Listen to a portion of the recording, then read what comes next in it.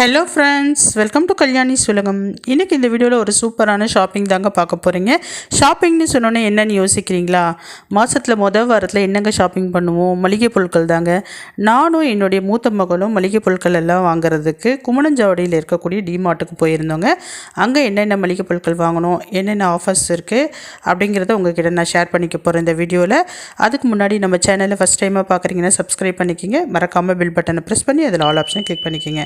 இப்போ வாங்க ஷாப்பிங் பண்ணலாம். நான் எப்பவுமேங்க என்ன சூப்பர் மார்க்கெட்டுக்கு போனாலும் சரி, ஃபஸ்ட்டு நான் சூப்பர் மார்க்கெட்டுக்கெலாம் போகிறப்ப எந்த செக்ஷனுக்குமே போகவே மாட்டேங்க. மளிகை சாமான் வாங்க போனோன்னா கரெக்டாக அந்த அரிசி பருப்பு இருக்கிற இடத்துக்கு தான் ஃபஸ்ட்டு எடுத்தோடனே போவேன். அதே மாதிரி தான் டிமார்ட்டுக்கும் அரிசி பருப்பு இருக்கிற இடத்துக்கு தாங்க போனேன். ஏன்னா மற்றதெல்லாம் பார்க்குறப்ப நம்ம டைவர்ட் ஆகும். அதனால் பார்த்திங்கன்னா ஃபஸ்ட்டு மளிகை சாமான் இருக்கிற இடத்துக்கு போயாச்சு. முதல்ல பருப்பு வகைகள் எல்லாம் வாங்கிட்டேங்க. துவரம் பருப்பு, கடலப்பருப்பு, அடுத்தது சிறுபருப்பு, மற்ற பருப்பு வகைகள் எல்லாம் வாங்கிட்டேன். அதுக்கு அடுத்தபடியாக அரிசி, எப்போவுமே அரிசி பார்த்திங்கன்னா நான் வீட்டு பக்கத்துலேயே வாங்கிப்பேன், சாப்பாட்டுக்கு வடிக்கிற அரிசியை. மற்றபடி இட்லி அரிசி, பச்சை அரிசி, அடுத்தது பார்த்திங்கன்னா பிரியாணி அரிசி, இதெல்லாம் சூப்பர் மார்க்கெட்லேயே வாங்கிப்பேன். டிமார்ட்லேயும் அதே மாதிரி தான் எனக்கு தேவையான அளவு வாங்கினேன். அடுத்தது பார்த்திங்கன்னா அப்பள வகைகள், அடுத்தது மிளகு, சீரகம், இந்த மாதிரி ஐட்டம் எல்லாம் வாங்கிட்டேங்க. மெயினாக மிளகா தனியா வாங்கணும்னு சொல்லிட்டு போயிருந்தேன். ஏன்னா இப்போ குழம்பு மிளகாய்த்தூள் காலியாக போகுது, அதனால் அதையும் சேர்த்து வாங்கிக்கலாம் அப்படின்னு சொல்லிட்டு போயிருந்தேன். மிளகாயிலையும் பார்த்திங்கன்னா 2-3 வெரைட்டி இருந்ததுங்க அங்கே. எனக்கு என் பட்ஜெட்டுக்கு ஒத்து போகிற மாதிரி 1 கிலோ மிளகாய், நீட்டு மிளகாய் வாங்கிக்கிட்டேன். அதே மாதிரி தனியாவும் வாங்கிட்டேன். தனியாவும் நல்லா ஃப்ரெஷ்ஷாகவே இருந்தது. என் பட்ஜெட்டுக்கு ஏற்ற மாதிரி நான் பார்த்து வாங்கிட்டேங்க. இதில் காமெடிலாம் நடந்தது. என் பொண்ணு அப்போவே சொன்னா, கை வச்சு எடுத்து போடாதம்மா அப்படின்ட்டு. அப்படிலாம் போடலைன்னா டைம் ஆகும் அப்படின்னு சொல்லிட்டு கை வச்சு எடுத்து போட்டு மறந்து போயிட்டு முகத்துலலாம் வச்சுக்கிட்டு ஒரே எரியுதுன்னு படாத பாடுபட்டுக்கிட்டு இருந்தேன். மிளகா தனியாகவும் வாங்கிட்டேன். அதனால் நீங்கள் மிளகா தனியா வாங்க போனீங்கன்னா கை வச்சு எடுக்காதீங்க. என்னுடைய அனுபவத்தை உங்ககிட்ட நான் ஷேர் பண்ணிக்கிறேன். பாருங்கள், இப்போ தனியாலாம் எடுத்துட்டேன். எல்லா அரிசி பருப்பு வகைகள் எல்லாத்தையும் நான் எடுத்துகிட்டு அங்கேயே பக்கத்துலேயே 2-3 பேர் மெஷர் பண்ணி தராங்கங்க. மெஷர் பண்ணிவிட்டு டேப் போட்டு ஒட்டி கொடுத்துட்றாங்க. அதே மாதிரி நானும் இப்போ எடுத்து வச்சுக்கிட்டு இருக்கேன். இன்னும் மெஷர் பண்ணலை, ஆனால் மெஷர் பண்ணிக்கிட்டேன். கடைசியாக தான் பில்லிங்க.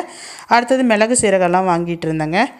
ரெண்டாவது ஆப்ஷனல் பார்த்திங்க, ரெண்டாவது நான் அரிசி பருப்பு, அடுத்தது வாங்க வர இடம் என்னென்னு பார்த்திங்கன்னா மிளகு சீரகம், இந்த ஐட்டம்லாம் வாங்கிட்டேன்.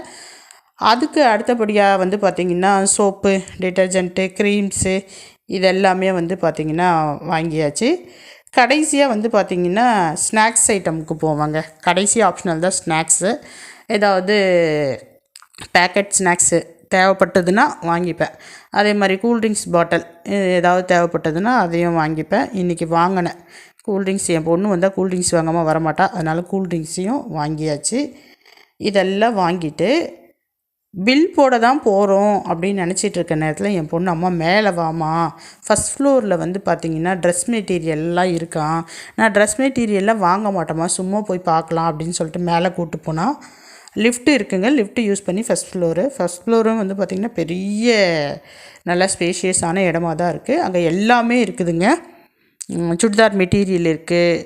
அடுத்தது பார்த்திங்கன்னா ஸ்டிச்டு சுடிதார்ஸ்லாம் இருக்குது. பாருங்கள், மெட்டீரியல் நல்லா தான் இருக்குது. இது 600 சம்திங் போட்டிருந்தாங்க. மெட்டீரியல்லாம் நல்லா தாங்க இருக்குது. பட் நாங்கள் அதெல்லாம் எடுக்கணும்னு சொல்லிட்டு போகல. அதனால் ஜஸ்ட்டு அப்படியே லைனாக வரப்போ பார்த்துட்டு அப்படியே அந்த இடத்த விட்டு நகர்ந்து வந்தாச்சு. கிளிப்பும் பார்த்தா, சரி கிளிப்பு விலை கம்மியாக தான் இருந்தது, வாங்கிக்கோங்கம்மா அப்படின்னு சொல்லிட்டு சொன்னேன். கிளிப்பு வாங்கிட்டா.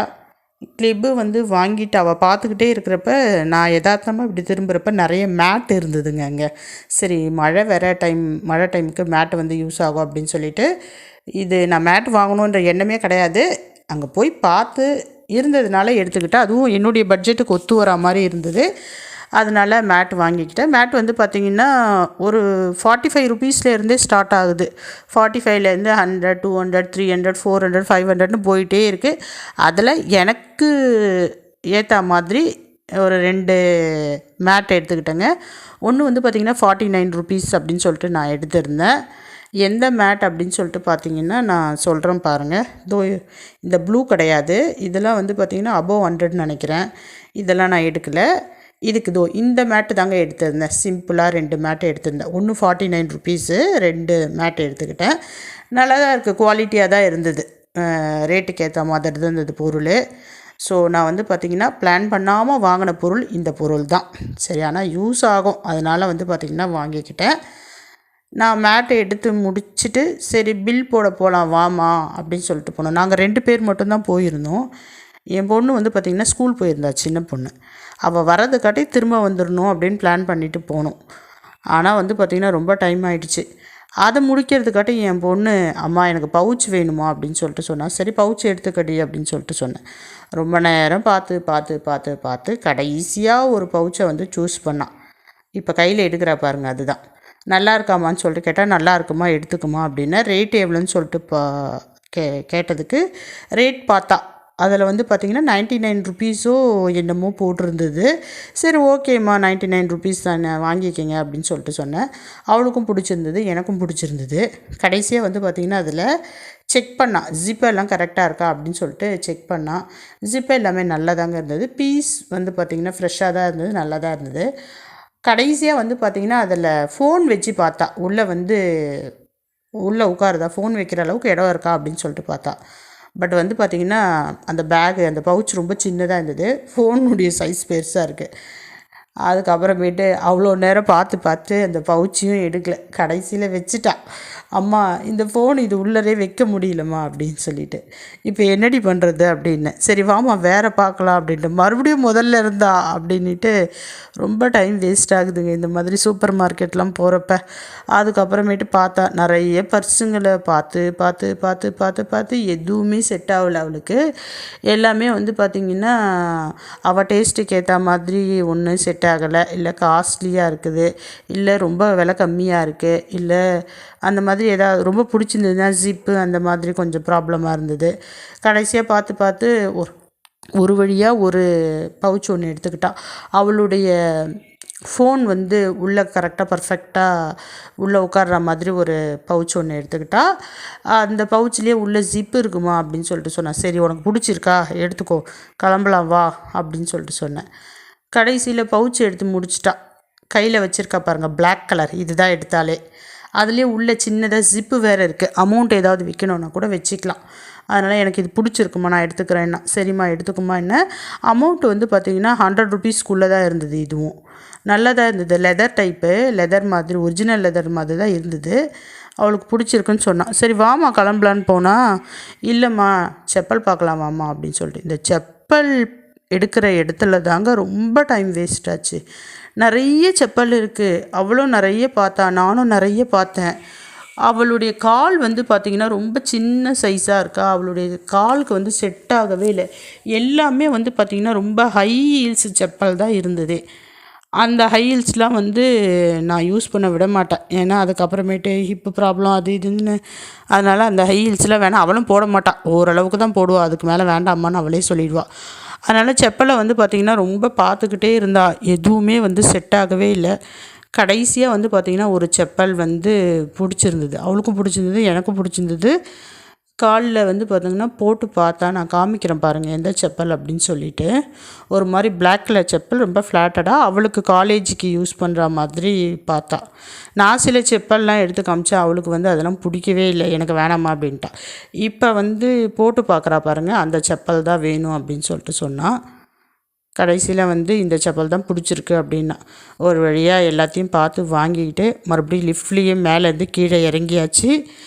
பில் போடுற இடத்துக்கு எங்கேயும் வேடிக்கை பார்க்காதம்மா, ரொம்ப டைம் ஆகிடுச்சு, பாப்பா வீட்டுக்கு வந்துடுவா அப்படின்னு சொல்லிட்டு பில் போடுற இடத்துக்கு போயாச்சுங்க.